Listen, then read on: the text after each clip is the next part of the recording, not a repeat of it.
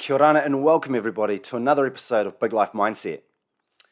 Today I'm going to share with you the recent journey that I had, this amazing journey that I had as I hitchhiked from Wellington, which is where I live, for 29 hours of hitchhiking, over 1,300 kilometers, and I got picked up by somewhere between 12 and 15 people.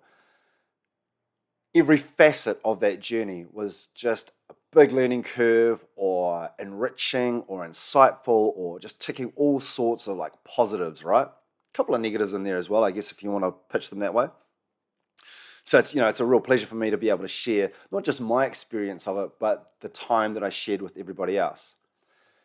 Hopefully, if you're joining me on Spotify, then you'll see the video version of this, because if I'm not too tech illiterate, what I'll try and do is kind of put in some segments of the videos of when I was actually on the side of the road and as I'm traveling around the country, so you can just get a better feel for what hitchhiking actually looks and feels like from the hitchhiker's perspective. So this journey started out like all the other hitchhiking journeys I've done.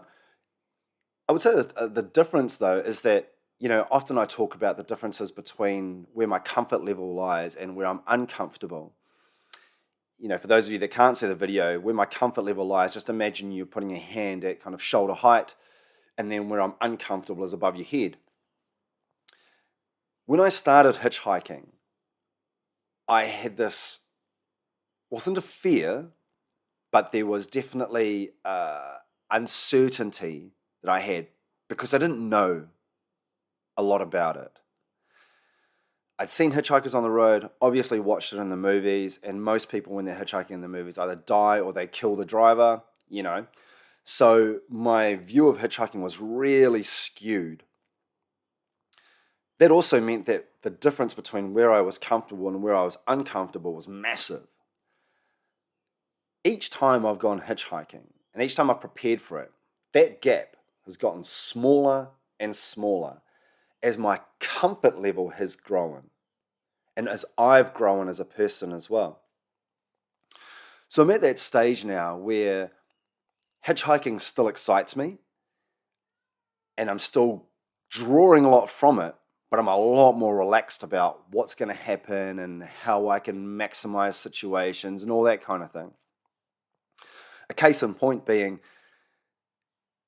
the first time I went hitchhiking, I knew where I was starting, where I was finishing, and that kind of thing. But in terms of preparation, I overpacked. I packed like I was going to climb Everest or something. Whereas this time, I'm carrying a backpack and, like a day bag kind of thing. And there's sweet bugger all in it. I think I also took my laptop in case I wanted to do some, podcasts and that kind of stuff. Whereas before, that would have been just unheard of. I just had so much stuff I just didn't need. And so I guess that's a practical example of, as you build your familiarity and your confidence with something, you start to realize that all these other things that you thought you might need, like critical things that you thought you might need, you just don't. And another example, if you're a parent, is, for us, we totally overparented our first child. And now we're on to the fourth. We're like, actually, all those things that we thought we needed to do, you just don't. And with that kind of shedding of the baggage, pun intended, is you can operate on so much less than what you thought you needed to. All right, so that's a little bit of a life lesson, practical advice, whatever you want to call it. So bring it back around. When I went to prepare for this journey, I've got my day bag. I probably packed it like an hour before I was going to leave, knowing that I was going for 5, 6. I kind of had an open-ended ticket, but 5 or 6 days, somewhere around there, maybe more. Anyway, and when I set off, I kind of just dropped the car under a tunnel, and I'm pretty much good to go. So I get to the tunnel, this bridge. Sorry. There's a bridge in Johnsonville, McDonald's, like the last bastion of civilization is when you see a McDonald's, right?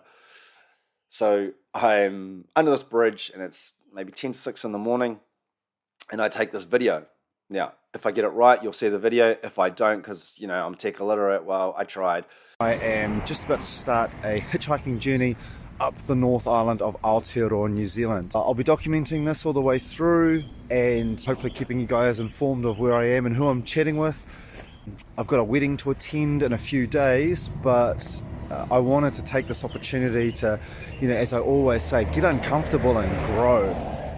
The thought of living a safe life, or at least one that doesn't challenge me, has no appeal to me whatsoever. And this is yet another way that I like to challenge myself, that I like to kind of adapt to whatever situation I'm going to find myself in, but also build my confidence in an area of life that, I don't get to do a lot of, but I try to do it often enough. I've mentioned a lot about one of the virtues, I think, of hitchhiking, and that is, somewhere deep in the recess of my mind, there's going to be a part of me saying to the driver, please don't kill me, please don't kill me. And, as they're pulling over, somewhere deep in that primal part of their mind, they're going to be saying the same thing. Please don't kill me, please don't kill me. What this does is it creates an accelerated position of trust.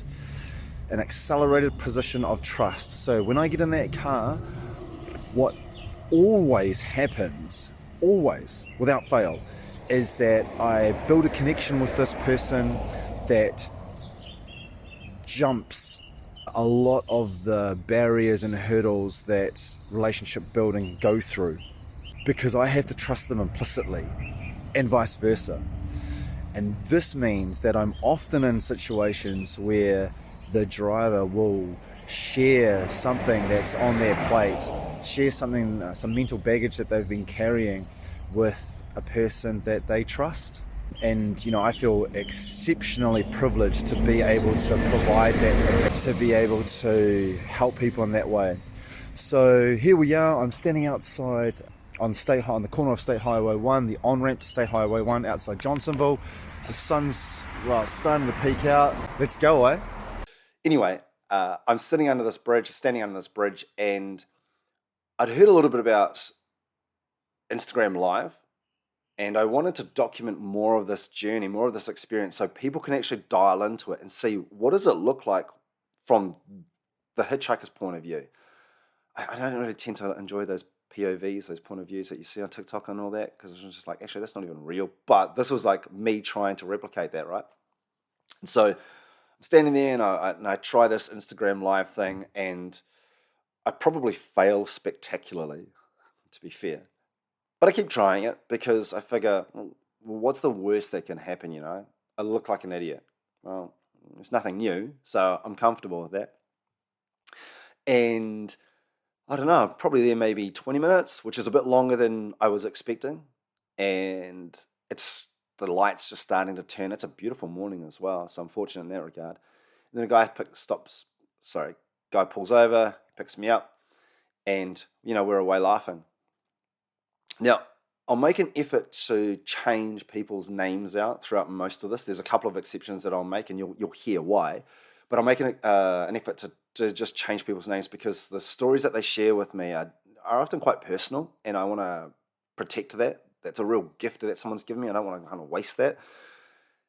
Anyway, so as we're driving, we're kind of talking, and he's a sales rep. We'll call him James. He's a sales rep, and James is going from where he lives, which is near us actually, to his first stop. Asked me where I'm going. I say, this place called Otaki. I'm actually going much further than that, but I figure, just say somewhere kind of nearish. And the reason being is that if I say like my final destination and he's going all that way, I don't want that driver to feel obligated to take me the whole way simply because I've gotten their car. So by going, suggesting a short distance, then, which is only like, 100 Ks up the road, then they can make a decision later on, hey, this person's cool, I'll take them further and they can go all the way with me, or actually hit the road, Eddie, your company sucks and I didn't find you interesting at all. So we're in the car and, we're just chatting away, covering a whole bunch of bases as you normally do. One of the things I try to do is, get the driver talking, get them engaged, and find common points of interest, or something I might even know or have an inkling of an idea about. So we're talking away, and then he eventually tells me that he was previously in a business. Him and a mate had set up a business. Now, this theme of what happens, what he tells me about, actually goes right through my journey. So stand by. He's talking about the business that him and his mate set up, and eventually it collapses. The business collapses, and doesn't last. Maybe it lasts like 2 years, I think he said, and it collapses over money.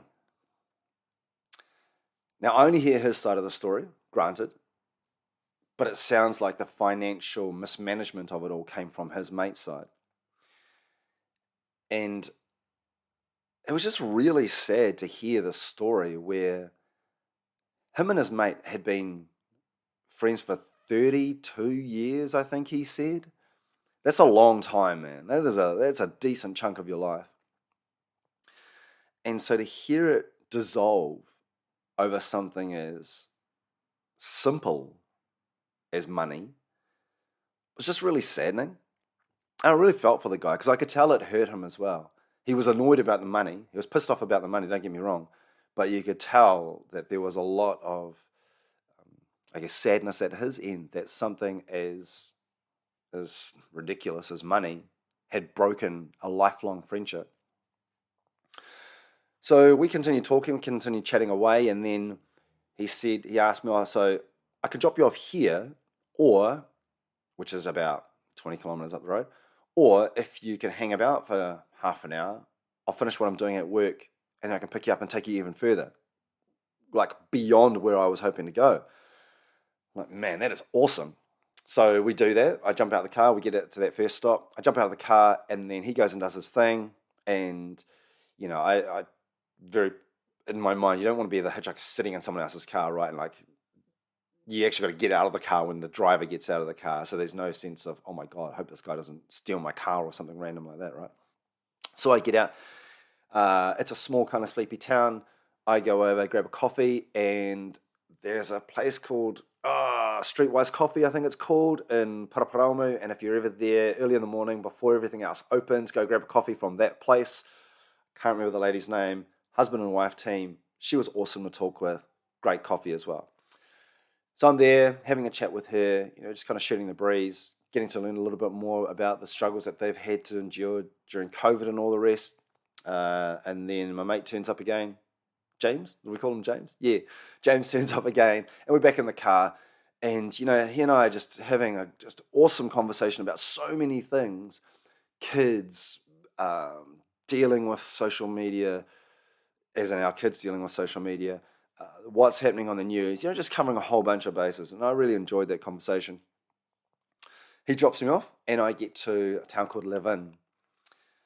Levin is one of these kind of, I call it like a small major town, where I live in Wellington, it's the capital city. Porirua is near, that's a pretty large city as well. Levin is smaller than that. I'm not going to bother with population and all that size, but yeah, it's just got a feel of a one street town, but like, it's a busy place anyway.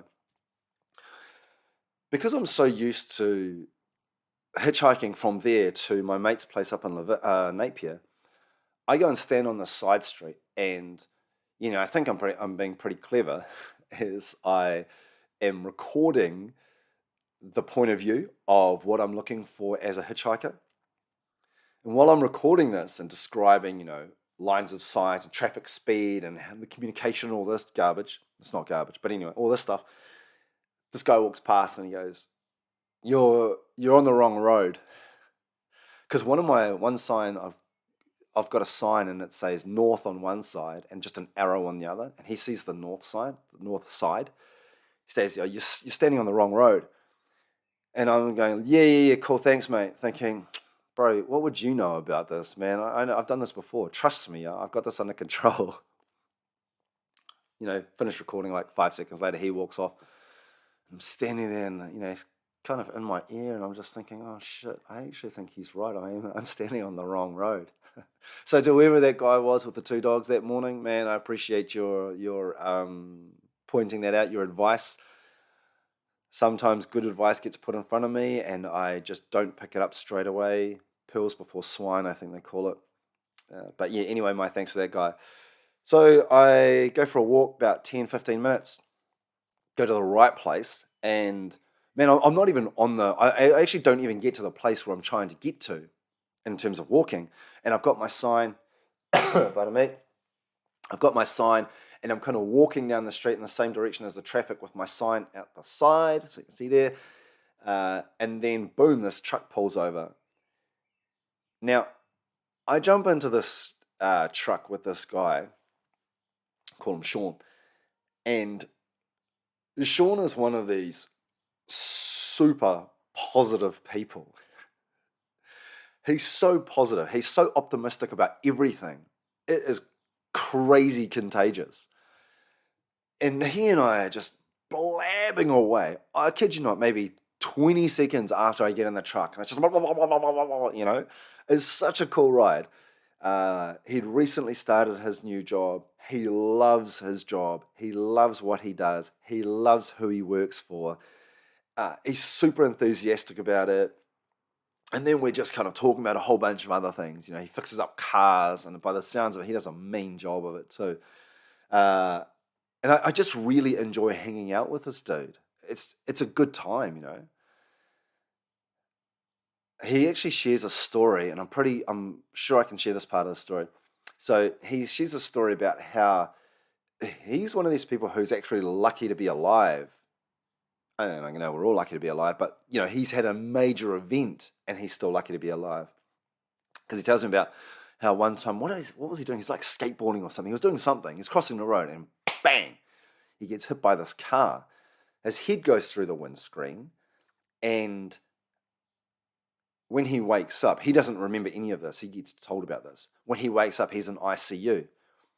He has that thing where he looks down at his body and he looks around at the people standing around him and he thinks, oh, fuck, I'm in hospital. And it's bad. You know, it's pretty bad. Like, he runs through this list of all the bits and pieces that are broken on him, and he is almost seemingly beyond repair. But here this guy is, man. You know, he bounces back from that. He goes through, I think he exits a relationship at some stage, but he's just got this outlook on life that is so cool. I love it. And like I say, it was a really contagious kind of vibe that this guy gives off. Positivity is contagious. We end up stopping at the place, a town called Bulls, where he has to drop me off. And we're just having a yarn, have a blaze. And he teaches me how to play table tennis on the side of the road. Man, you know, it's just a really cool experience. And I think up until then, I was probably, I don't know if I was complacent, maybe. I'll use that word. I was a bit complacent about what I was going through, because I've just done this so many times now, right? That I'd forgotten some of the joy aspect, some of those happiness features that I enjoy from doing hitchhiking. So he and I are just sitting on the side of the road, and he's teaching me about table tennis.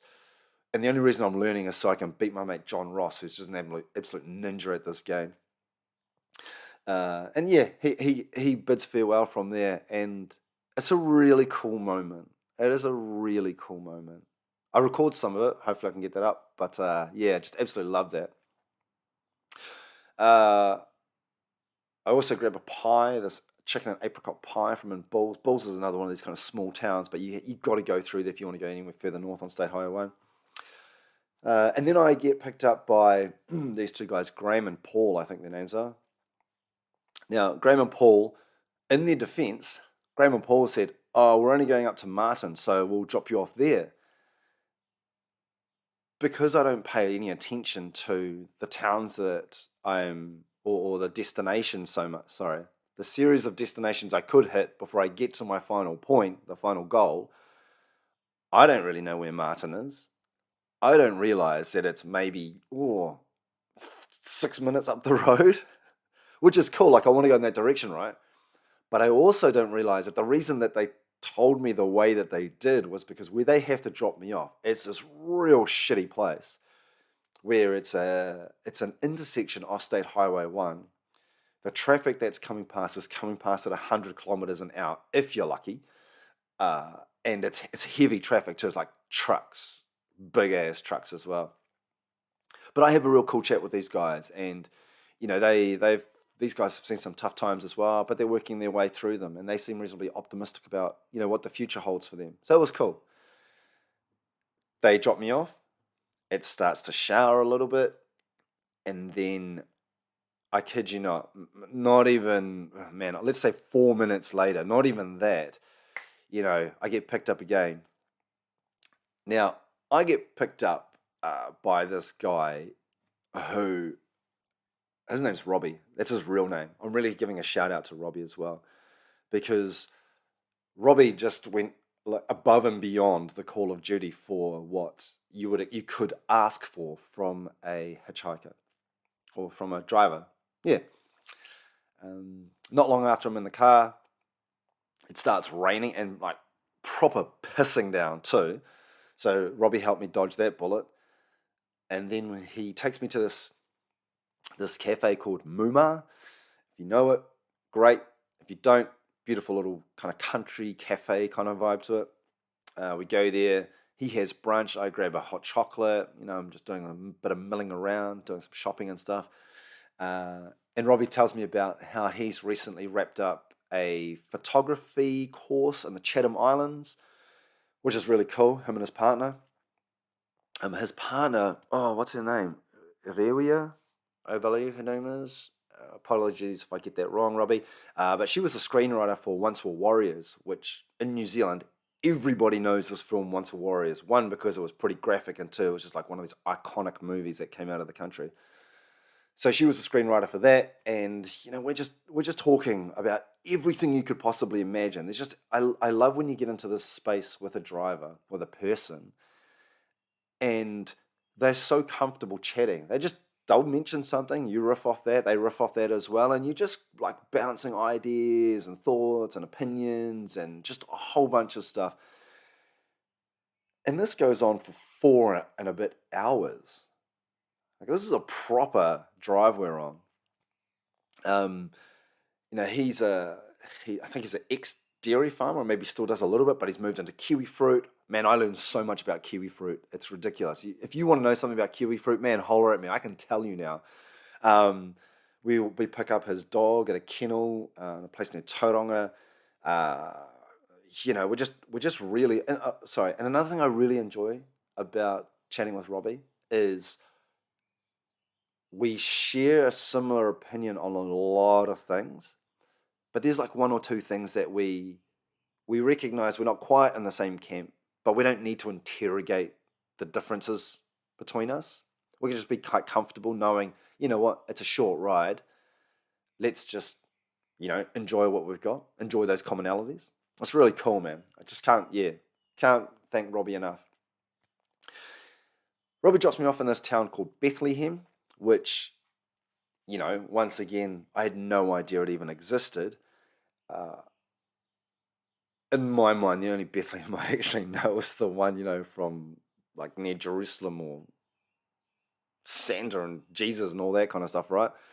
So anyway, I learned that there's a town called Bethlehem. And when he says he's going to drop me off there, I'm thinking, oh no, this is going to be like one of these, real hick towns. I'm going to struggle getting out of this place. Lo and behold, though, when we get there, it's packed. By packed, I mean there's traffic jams in this place, and not 2 or 3 car traffic jams. I mean like 50 cars, which, so it's enough, on the main street. And I get out of the car, and there's a Kmart. Kmart, once again, one of these beacons of civilization. I love Kmart, by the way. I love Kmart. Between Kmart and Bunnings, I could be in there all day, every day. So I go to Kmart, buy a phone charger that doesn't work for my phone, with cables that I can't even use anyway. I roll. And then I go back and join that traffic jam, which is actually a good place to try and pick up. If you're trying to get a ride, it's a good place because all the cars that are coming through have to look at you. A driver simply can't pretend that you're not there.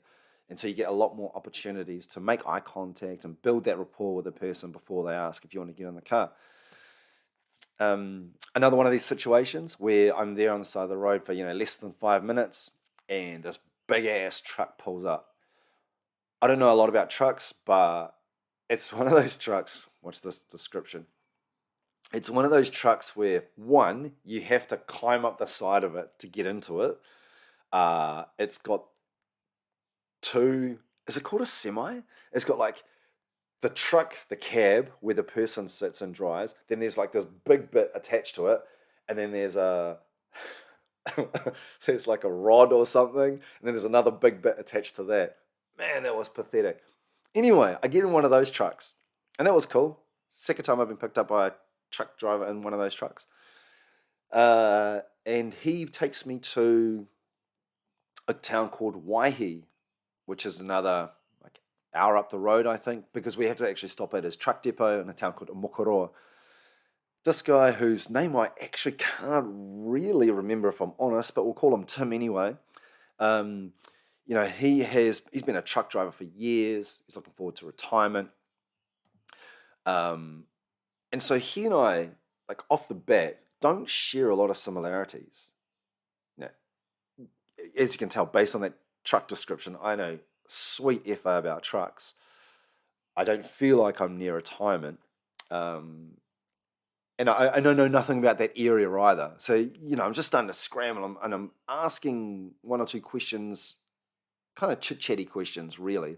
But I'm asking these chit-chatty questions because as soon as I can kind of latch onto a thing, I'm like, oh, right, you and I share something here. Lo and behold, he tells me about his daughter. Cool. I've got 3 daughters. This is a good starting point. So we're busy chatting away, about being a dad, being a parent, how tough it is, how rewarding it is as well. But he also makes this really cool mention that he's basically, him and his partner had broken up. So he's picked up sticks and moved closer to his daughter just so he can help support her. He does share a bit of a story, though, about his daughter's partner and meth. If you don't know enough about meth at the moment, meth in New Zealand is just, it's got a bit of a stranglehold in a lot of communities, and it's a real sucks drug as well. But anyway, so we kind of chat about that. And he's just one of these real down-to-earth guys, real salt of the earth, good bloke kind of, a guy you call a mate. He drops me off in a town called Waihi. And the only thing I know about Waihi is that it's got this big-ass open-cast gold mine. Waihi also has not a lot of traffic, especially at around 6 o'clock at night. And when you get to a place and there's not a lot of traffic and you're getting at that stage of the day, you start to realize that that's probably going to be as far as you get, because the likelihood of getting picked up just starts to plummet. I'm there for maybe, I don't know, let's say 40 minutes, which is a long time in my experience hitchhiking. And I'm starting to think, oh man, no, sorry, I probably got there at about 5:30. Yeah, and then I'm there for 40 minutes, and then I start looking at, oh, okay, Google search, what time does the pub close in Waihi? Because I'm going to want a beer, and I'm going to want to try and find a place that I can sleep. I throw out a post on Facebook saying, if anybody knows anybody in the area, look for this guy with a sign because he's trying to get out, that guy being me. And, kind of just throw it out to the universe. Hey, man, what's going on here? Help me out here.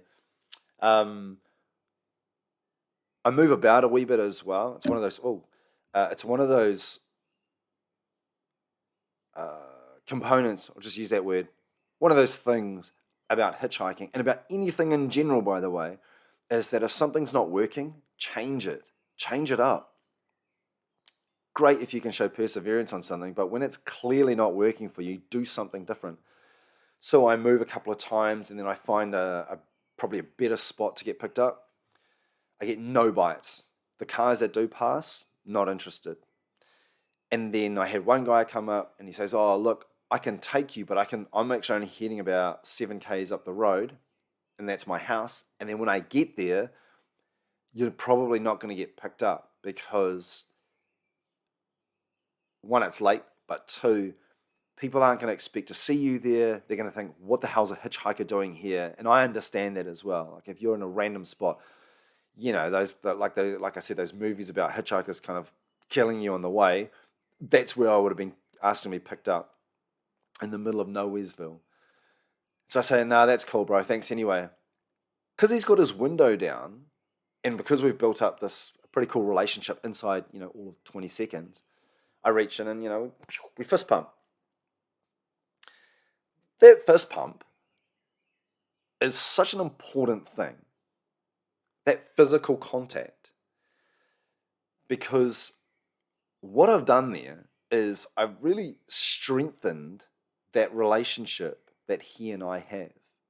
Unwittingly, I was actually just doing it because, I was like, "Oh man, thanks so much, bro. I really appreciate, one, you stopping, two, you having the chat, and, three, for the good advice."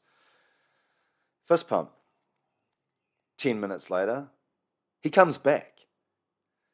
He comes back and he says, "Where were you going again?" And I tell him the town. Is it Whitianga? Anyway. And he says, "All right, bro, jump in." So I jump in. And man, that was the bit. That was the bit that basically unlocks me getting from Waihi to Tairoa, which is still another, I don't know, it's like another hour away maybe, 40 minutes, something like that.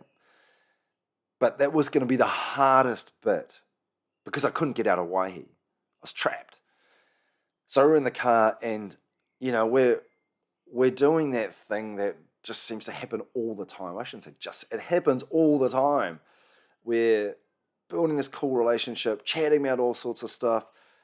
He's become a farm manager on the area that we end up driving past, and he points out where he was living, where he was going to potentially drop me off, and he was bang on. Like if he had to drop me off there, I would have been stuck, and I would have had to walk out of there, and it is absolutely like nightmare horror film scenarios because there's just the winding roads, middle of nowhere. If I get collected by a car, it's like I'm collected on the bonnet, not inside the car.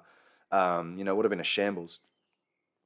But he shares this pretty cool story actually, and he shares a story about how his boss was going to get married, and on the day of her wedding,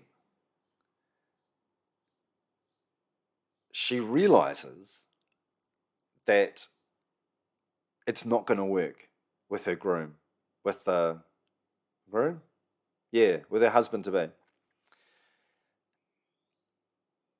And she realizes that actually she's in love with the celebrant.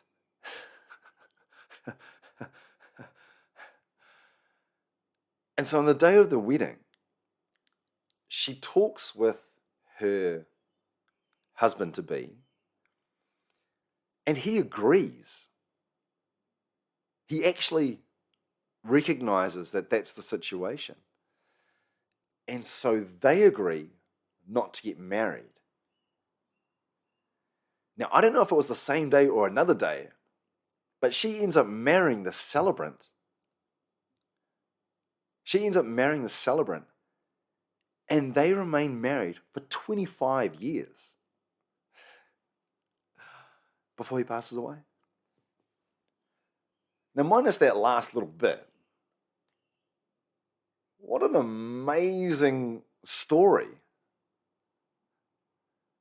for you to realize at that point in time, and for your partner to recognize that as well. And by all means, from what I understand, it wasn't a hostile conversation that the two had.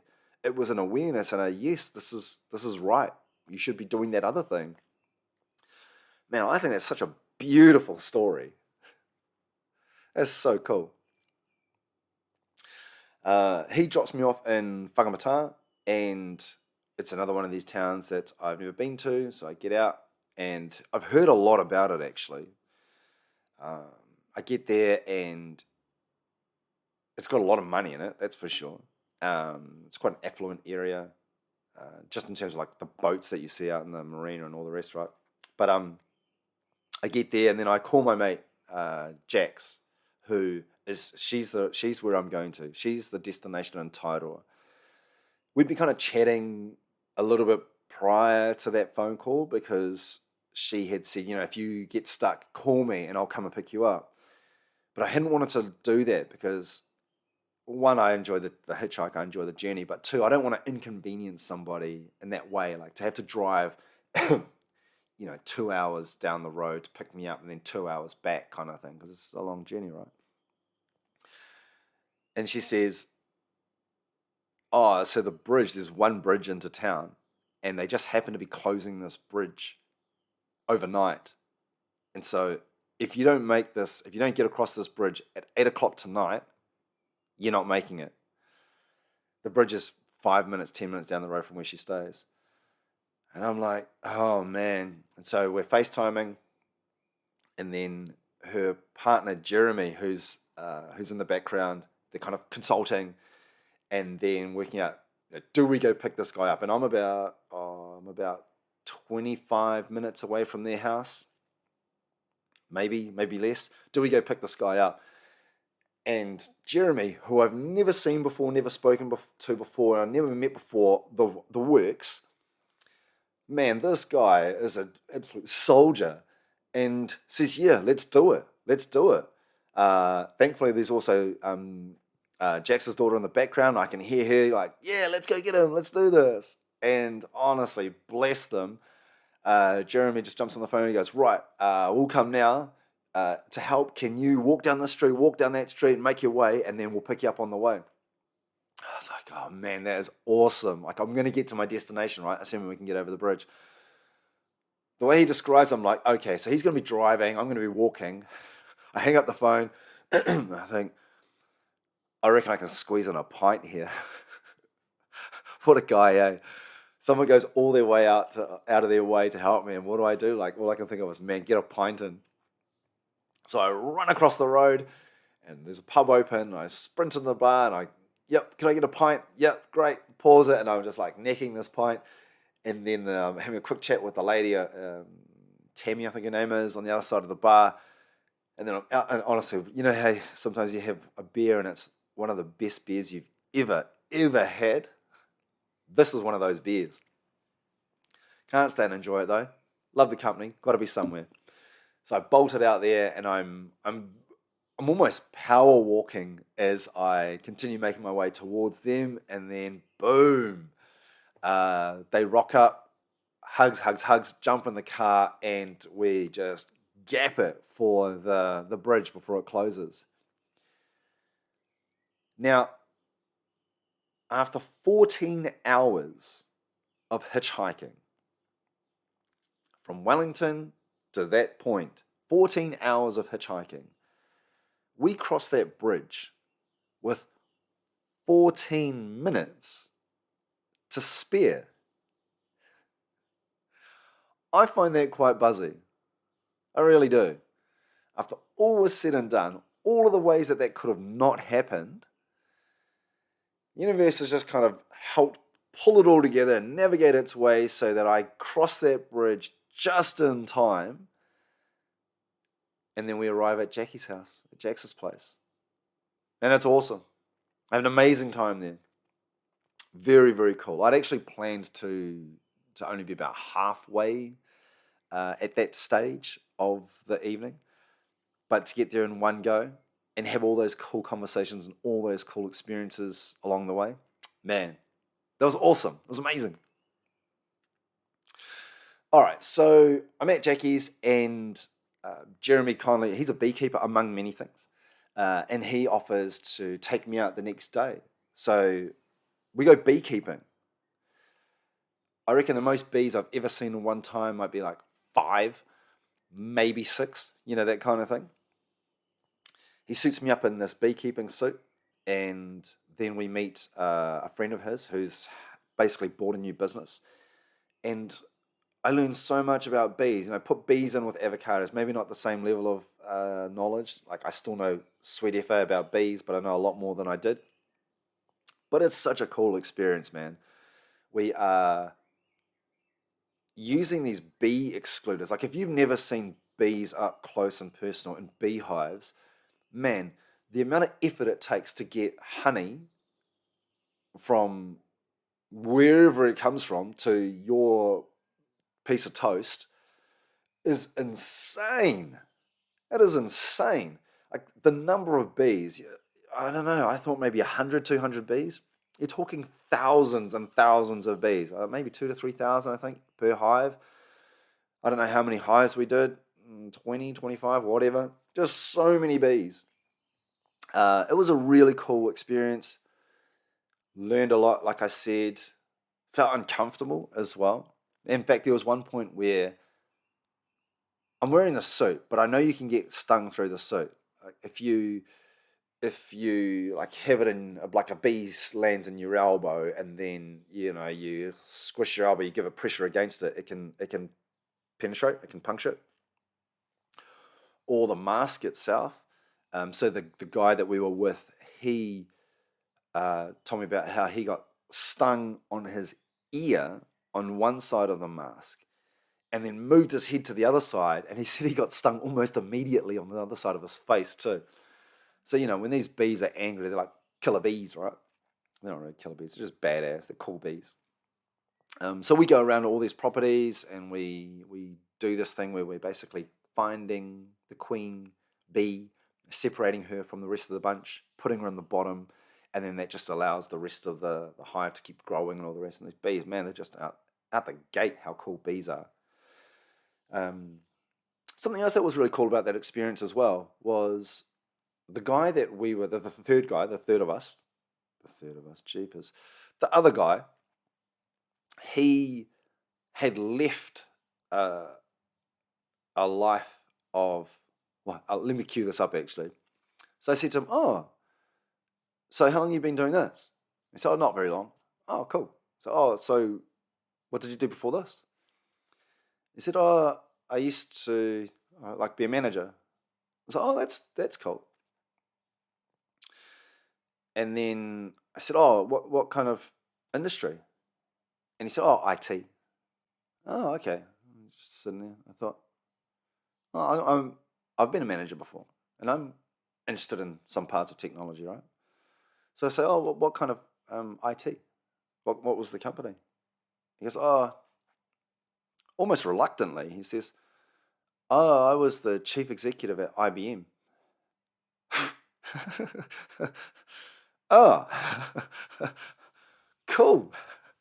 I was about to tell him a cool story about how I was a manager, and I was just like, I don't know, fourth tier or something. Just go pat myself on the back and, oh, pause on that one actually, Ed. This guy's got some really cool stories that, he'll be able to share. And so, yeah, man, I just had a really cool series of conversations with him actually about some of the experiences that he's had. And, I learned so much from this guy, particularly his calm nature, which I found really, I guess, therapeutic, if I don't want to, not to overstate it. But yeah, just goes to show, don't judge a book by its cover. The first time I saw him, he was wearing a bee suit, and then I realized actually he was a chief executive on these big ass corporations. Anyhow, so I'm in Tairua for a couple more days, spending that time with Jackie's family, who are just a beautiful bunch of people. And they're doing some really cool stuff up there as well. If you've never been up to that part of the country, if you're in New Zealand or, from around the world, not to send everyone in that direction because it'll probably spoil it, but get there. It is stunning. Everywhere you look, it's like looking at a postcard. You can look up the hill, postcard. You can look down the main street, a postcard. It's that kind of place. I leave Tairua and on like the Saturday morning. Yeah. So the Saturday arrives and it's time for me to go to where I need to be on that day, and that's at my cousin's wedding in Waiuku, which is about 2 hours away. Jax and Jeremy dropped me off down the road, and man, I did that thing where I wanted to document it. Like I go to get my phone out and I go to do Instagram, and I don't even get my phone unlocked properly. And then the first car that comes by, bang, pulls over, stops, picks me up. And it's this guy called Daniel. Now, Daniel was, man, I really enjoyed, once again, having the conversations that I had with Daniel. He instantly kind of there's something about some people where you meet them or you talk to them, you talk to them and you just instantly like click with a person. And he was one of them. Um, Partly because he came from York and Yorkshire in England, which was, and the town that he's from, which, pardon me, was half an hour, 40 minutes away from where Debbie and I used to live in this town called Scarborough. So I knew about the area already.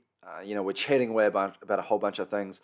Um, but he'd moved to New Zealand about 7 years ago. And just kind of hearing this guy's story, a lot of it resonated. Uh, Easygoing.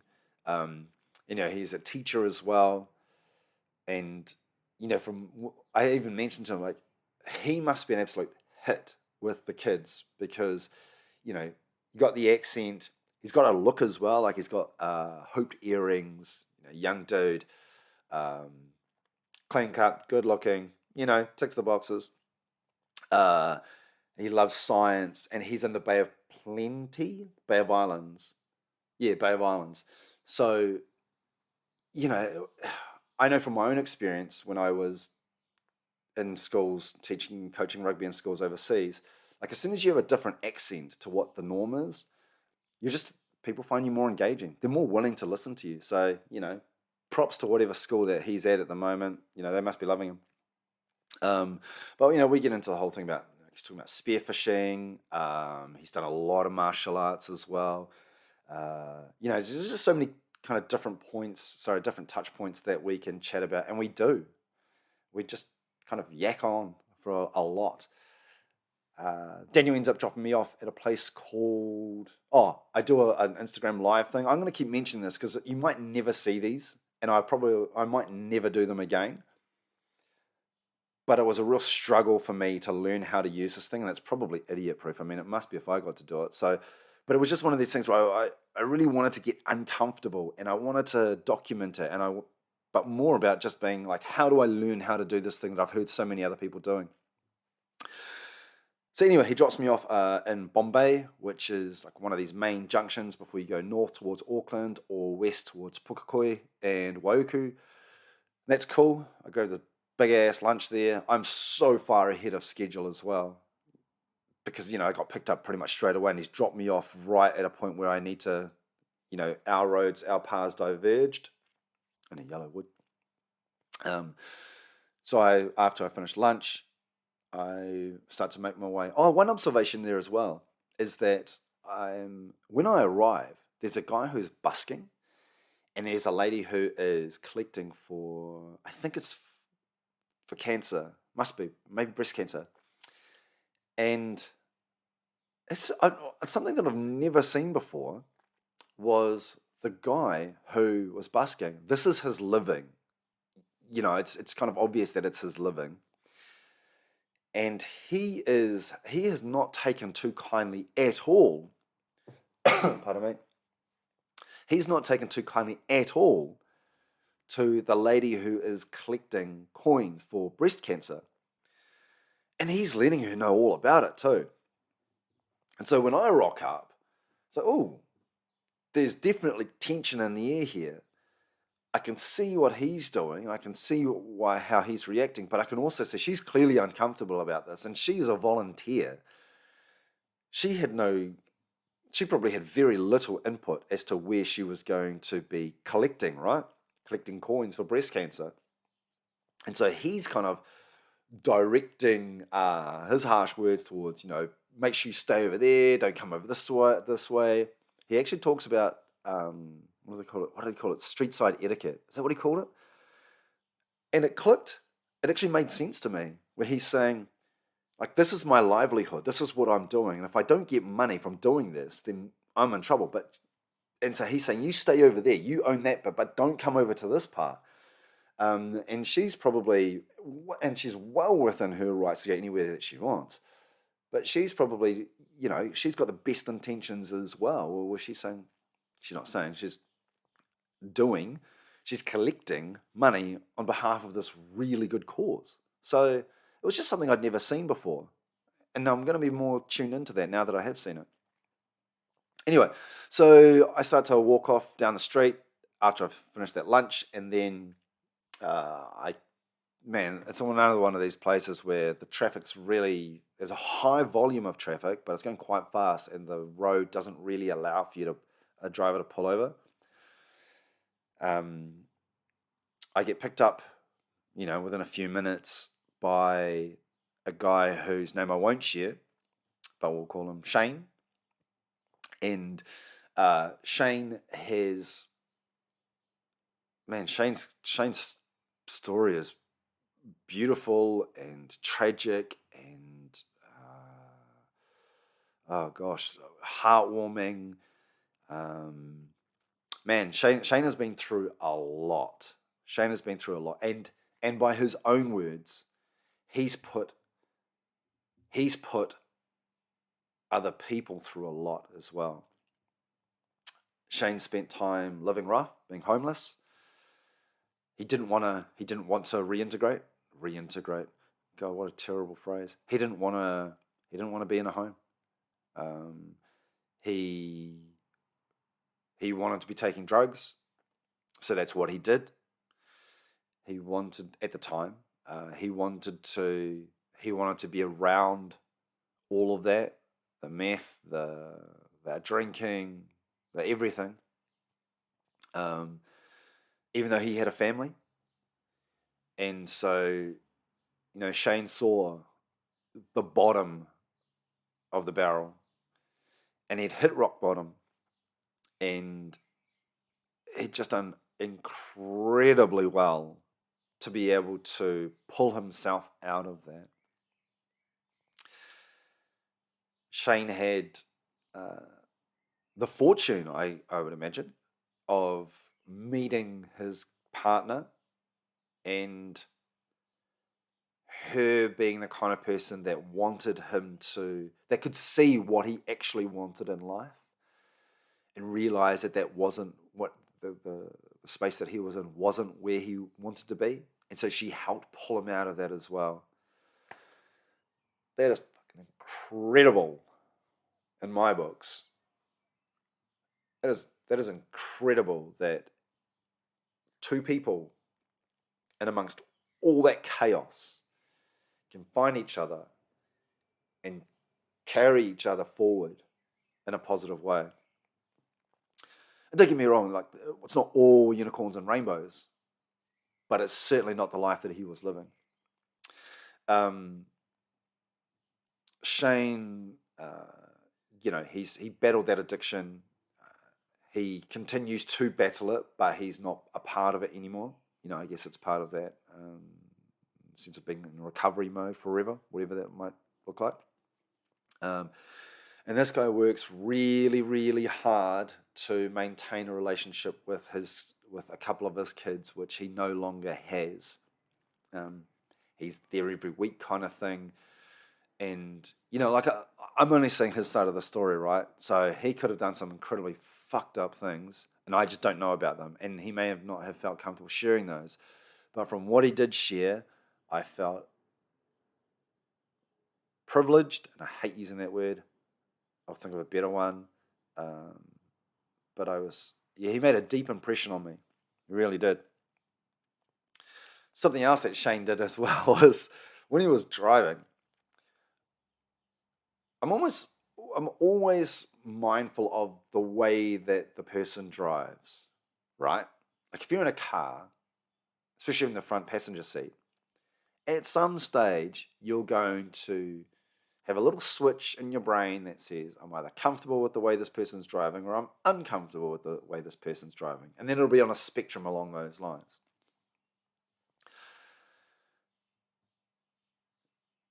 The way Shane drove, I was in the uncomfortable place. And I can only think of maybe 3, maybe 4 separate occasions where I've had that feeling of, I'm not really comfortable with the way this person's driving. We are caning it down the road. And these are windy roads as well. And we're absolutely flooring it. And then I must have made a move or said something, I can't remember, but that kind of suggested I was uncomfortable. And then Shane said, "Oh, I hope you don't mind my driving. This is how I drive." And I was uncomfortable. And I said,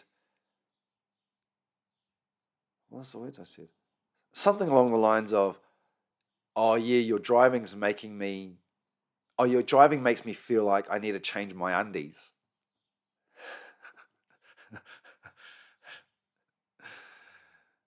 That is how you can tell a driver politely that you're shit scared and they could just turn it down a little bit. And to his credit, he did. So thanks for that, Shane. Shane got me there in one piece. He got me right to the door of the resort, Castaways, where the hotel, God, where the wedding was. Took me right up to the reception. This was in the middle of nowhere as well. It's on a cliffside, facing the beach, that kind of thing. So Shane gets me there in one piece, and I'm super thankful that he did. He even gives me his number and says, "Bro, if you get stuck getting back out, give me a call, let me know. I'll be heading in that direction. Anyway, I can come pick you up." And I just loved him for it. Didn't need to offer it. People never do need to offer it when they do. Didn't need to offer it. He did. And so it was just a real cool gesture.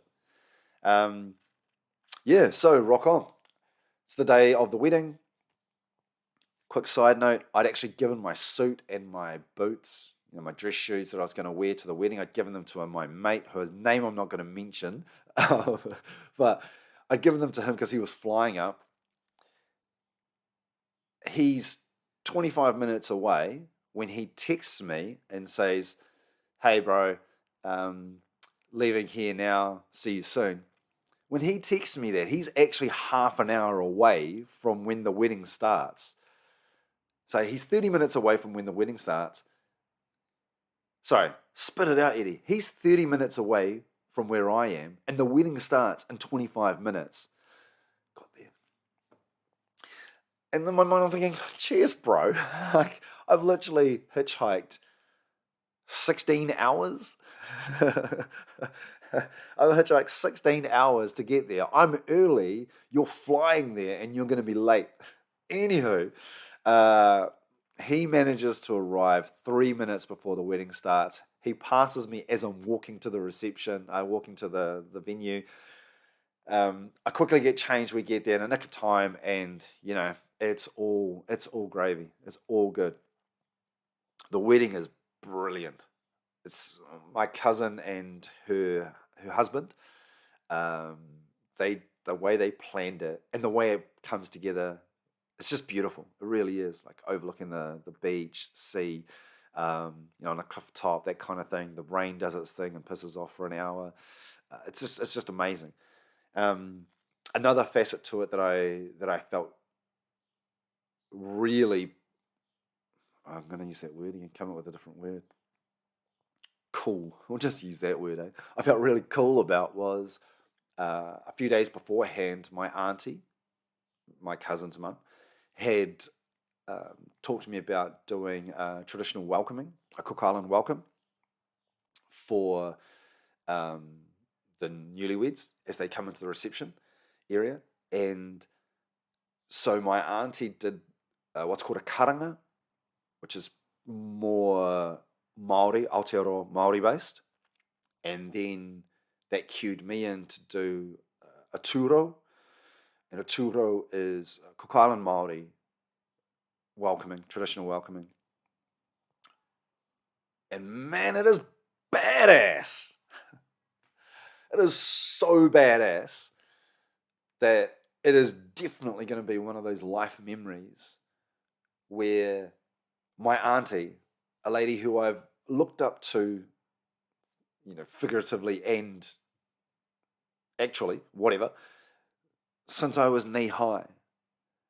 And she's doing this welcoming. And then I come in over the top and behind that and support her with that. And we're doing it for my cousin he's just gotten married. Oh man, it is crazy cool. Crazy cool. If my cousin ever lets me share a video of it, I will. But until then, you're just going to have to go with the description and the emotion that I'm projecting on this one because, man, it was something else.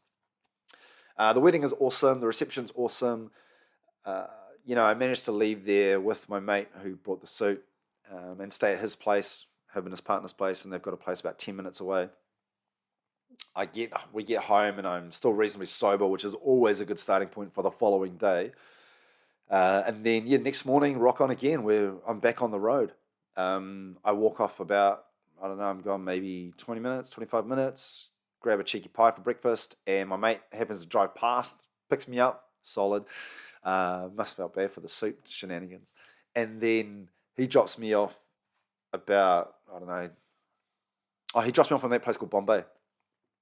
Get to Bombay, and then another group picked me up from the wedding as well. So that's cool. There's a group of people that I just met. So we're having an awesome time having a conversation with them. And then they dropped me off in a place called Hamilton. Now, where they dropped me off, this is not looking a gift horse in the mouth, by the way. This is just an observation.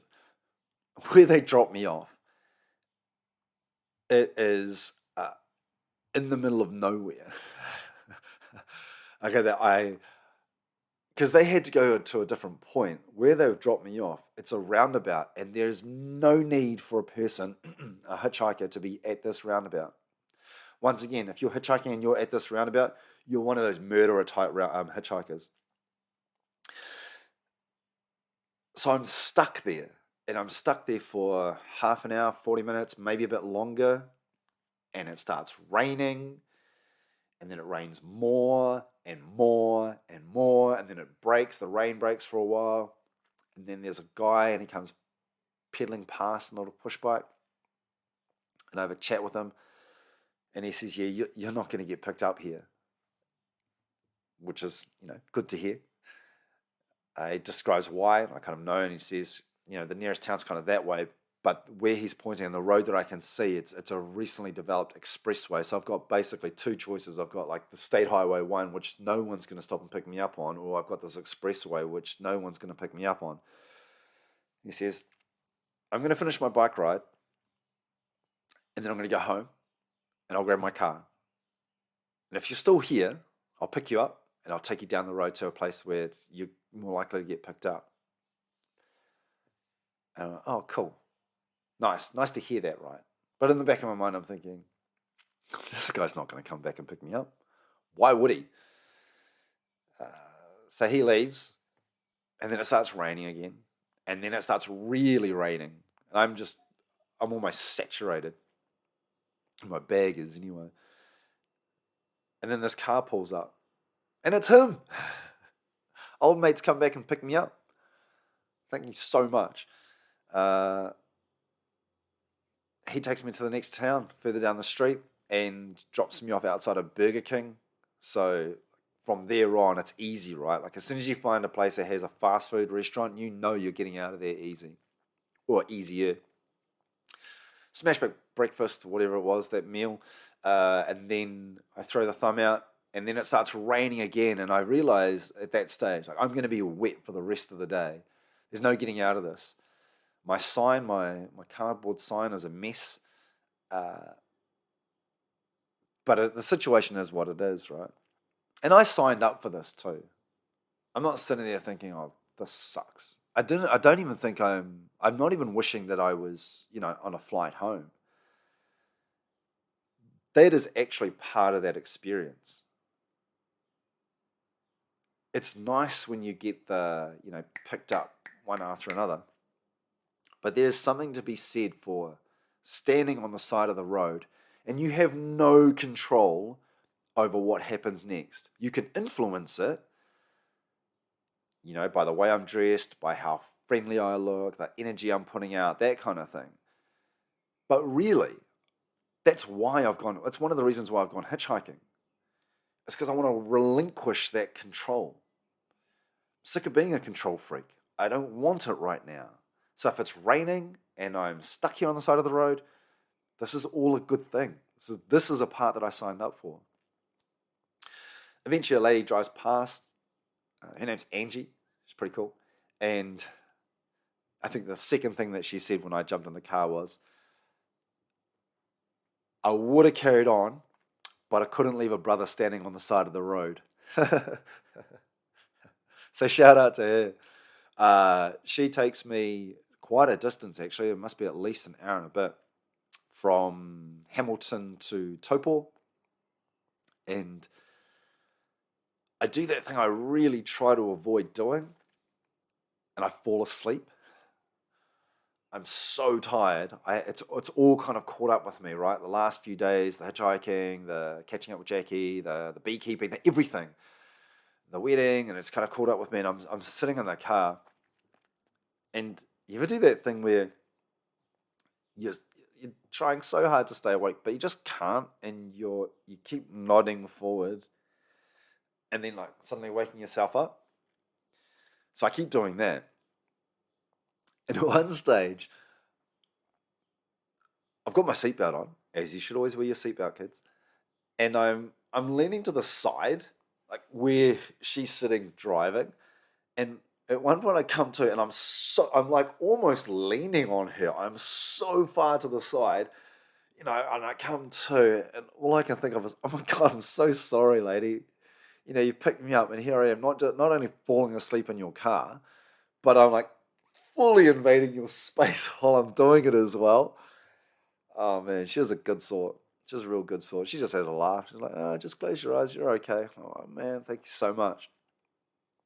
Anyway, so she drops me off in Taupo, and Taupo is another of these beautiful areas. But I'm not actually going to the town of Taupo.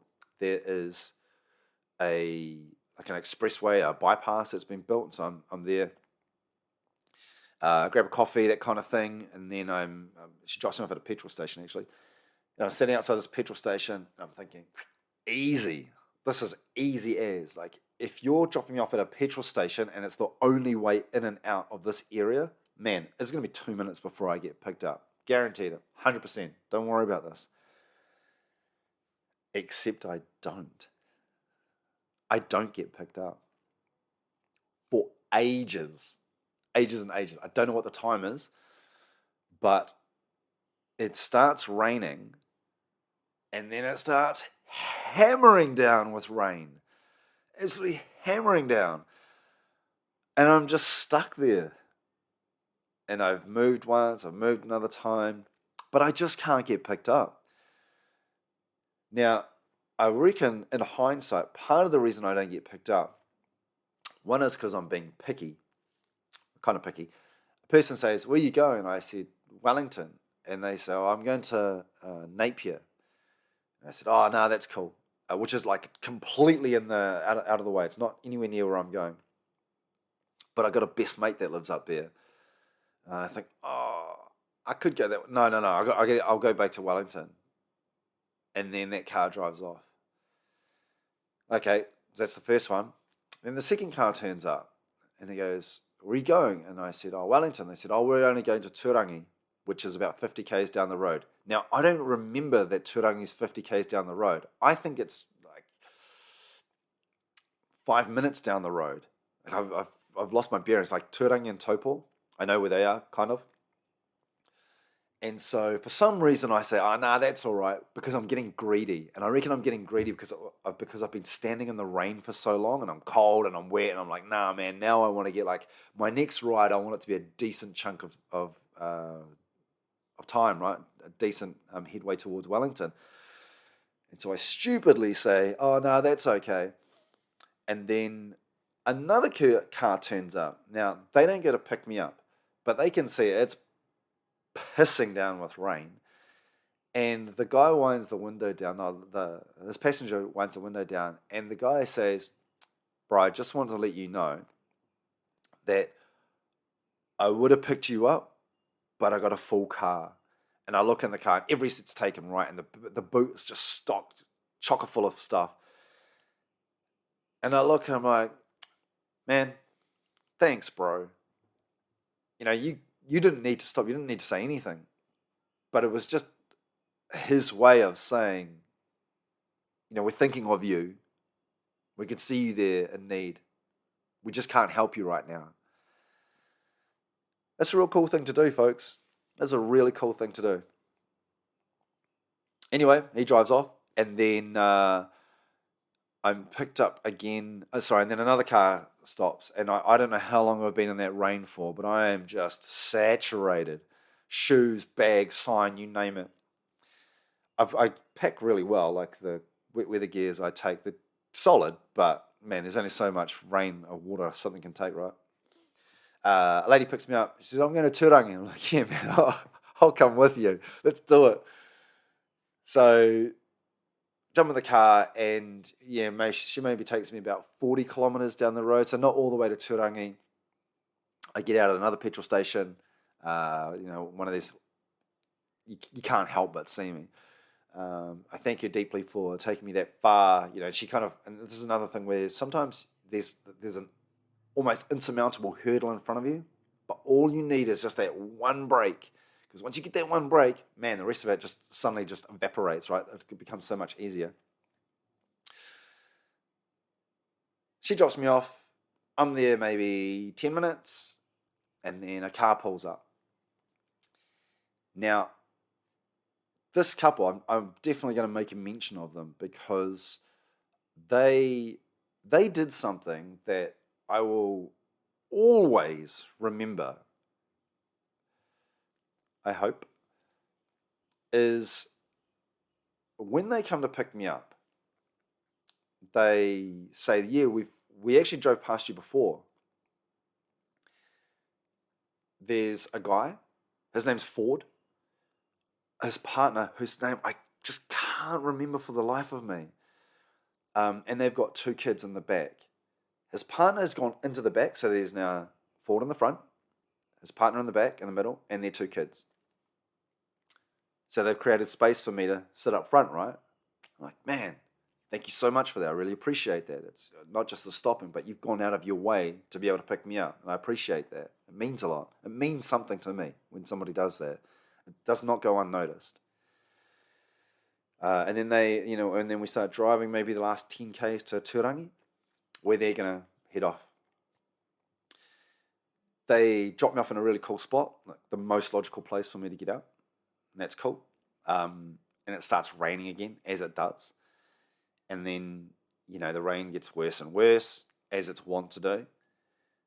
And I'm there maybe, 10 minutes, maybe a bit less.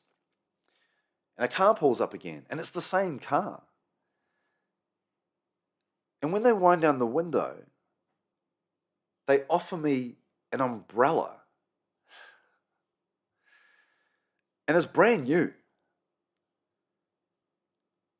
So I think this couple have gone out and either bought or grabbed an umbrella from somewhere, but they've come back, and they said, we didn't want you standing out there in the rain.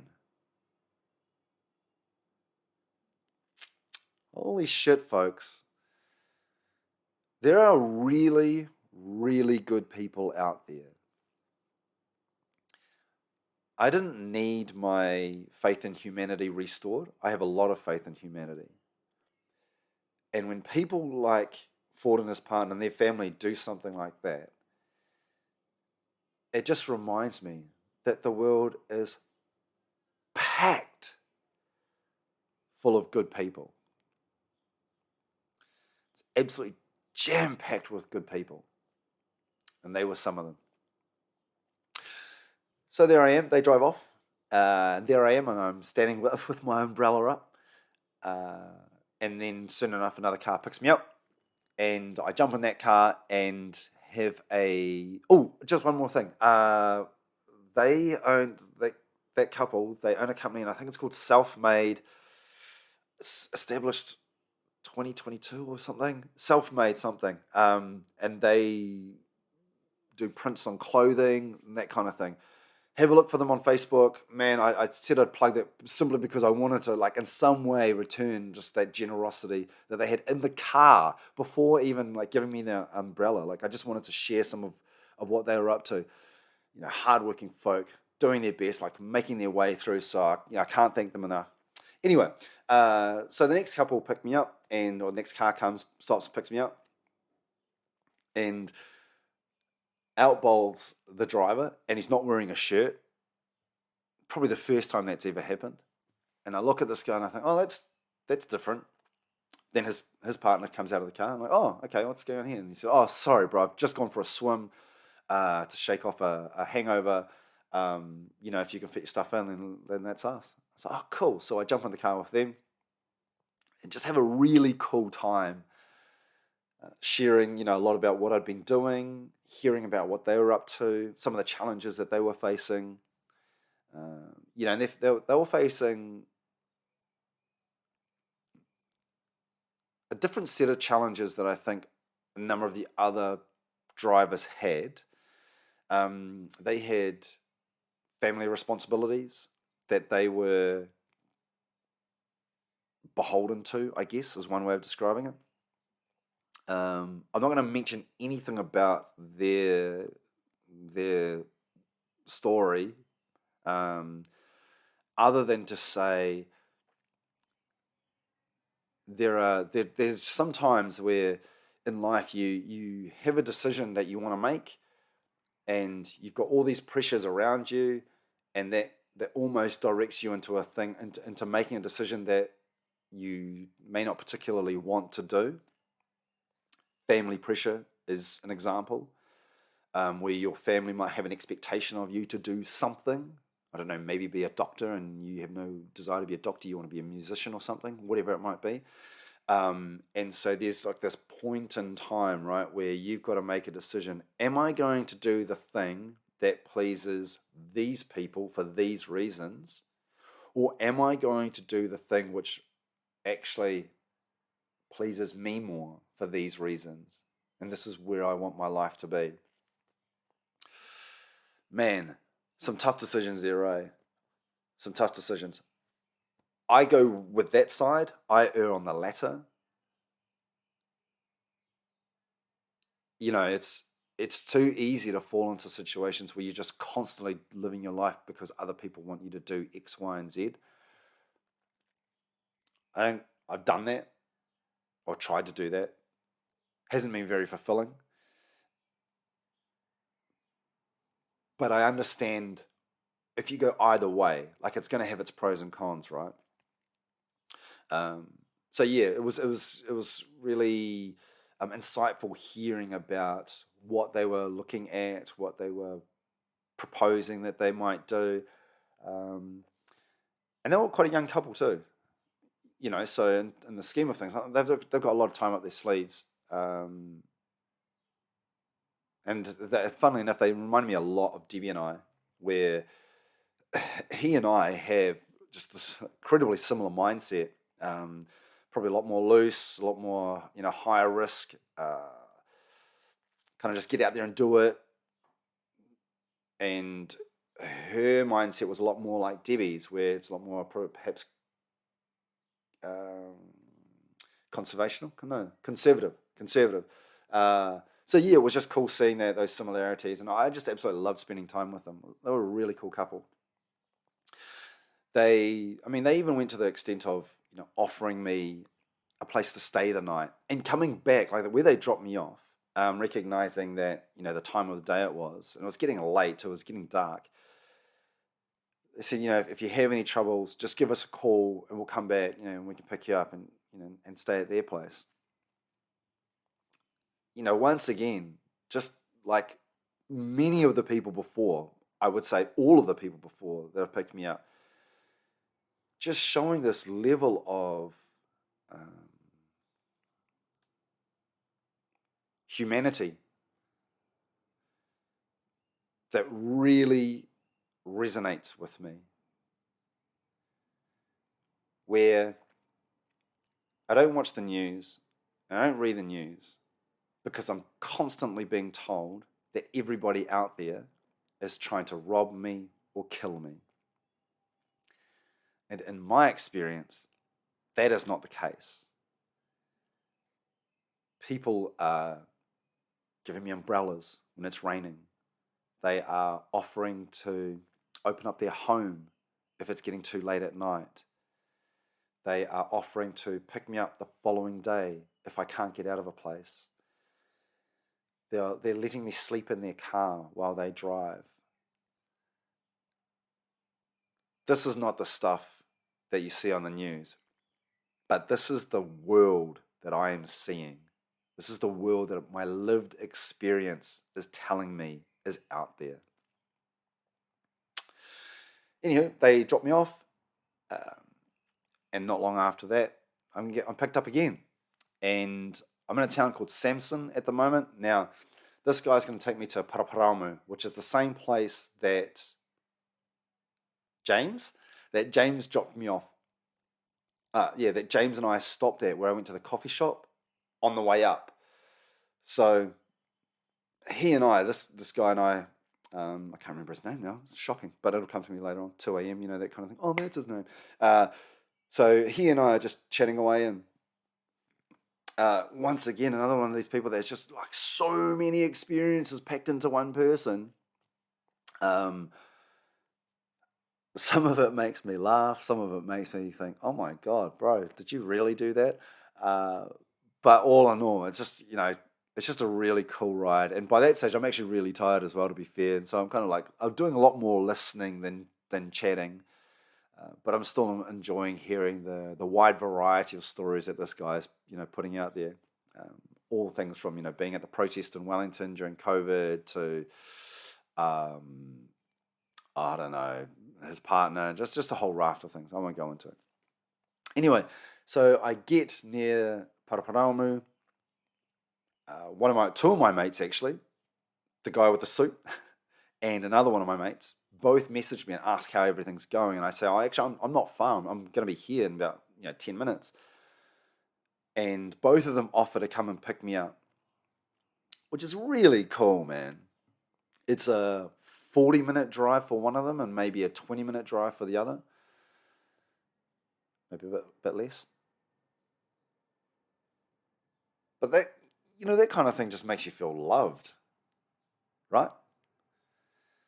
To know that somebody would say, man, I don't know what time it must have been. It might have been like maybe 8 or 9 at night. And just say, oh, man, I'll come pick you up. And these guys are families. They're family men. Obviously good guys. So yeah, I get to Paraparaumu. Ross, my mate, picks me up. And man, he drives me home that last 15 minutes to my door. He drives me off, drops me off. We have a blaze. We have a, kind of just chat and chill, and then I'm home. I do record something, so I'll make sure I add that to this. I'll do my best. I'll do my best, right? Or I'll try. I shouldn't say I'll do my best. But I just kind of capture that final experience, that final emotion, and then I stroll in the door like the prodigal son, and I'm home. Awesome. Thank you so much, everyone, for joining me on this episode. How that was an hour and 20 minutes. Man, an hour and 20 minutes. I hope that was engaging, if not the whole way, then parts of it. That was my most recent experience with hitchhiking. The hitchhiking, excuse the pun, was just a vehicle for having that raft of experiences that I had within it. I do hitchhiking because I like being uncomfortable. I love connecting with people. I love connecting with people in a space that they've shared with me. I've mentioned this many times, because I'm at the side of the road thinking, please don't kill me. Some small part of my brain and some small part of their brain will be saying, please don't kill me. There's an accelerated position of trust that comes with that you just do not find ordinarily. And so I'm meeting people in situations that I ordinarily wouldn't meet them in. It's also a cool way to travel, by the way. But, just to round that all off, I'm so enriched by that experience. It fills my bucket to overflowing. And I really love knowing this actually, that all the garbage that I see out there on the news, when I did tune into the news, it's just not the real world that I occupy or that I get to experience. Don't get me wrong, I know there's some bad eggs, I know a lot of them. However, in my experience, The world is packed full of good people. All right, please remember to click follow and subscribe. And if you're using Spotify, please rate the episode or rate the podcast, because it helps like the algorithms, right? Elevate it so other people can see it. And I'd love to be sharing these stories with more people. If you'd like to be a guest on my show, check the show notes because there's a whole bunch of information in there. Otherwise, folks, be uncomfortable and grow. Kia ora, folks. So after 29 hours of hitchhiking, over 1,300 kilometers, and I don't know, maybe somewhere between 12 and 15 people have picked me up, I've made it home.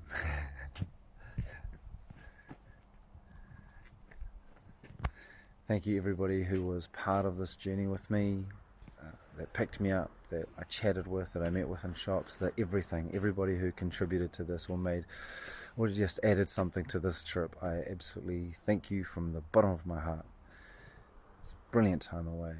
I learned so much about myself.